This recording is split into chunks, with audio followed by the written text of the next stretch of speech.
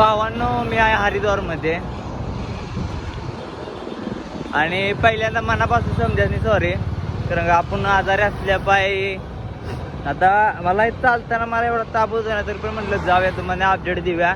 तर काल दुपारपासून एक पण तुम्हाला अपडेट दिला नाही. तुम्हाला एवढी हेल्प केली, समजी हे केलं तर तुमचं मनापासून धन्यवाद.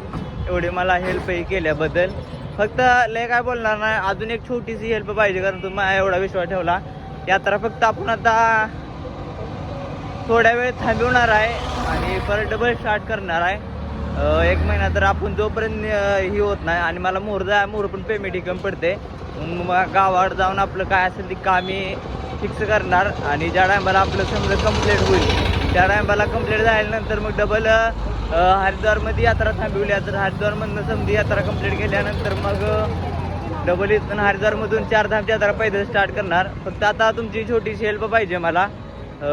मी नंबर खाली माझा नंबर दिला आहे, कॉन्टॅक्ट नंबर, तिथं मला नक्की कॉल करा. फोनपे नंबरही असा काय नाही, फक्त मी कॉलिंग नंबर दिला आहे, कारण का कॉलिंग करा मला, तुमचा कॉल आला तर माझी हेल्प झाली म्हणून मी समजलं. हर हर महादेव, जय सियाराम.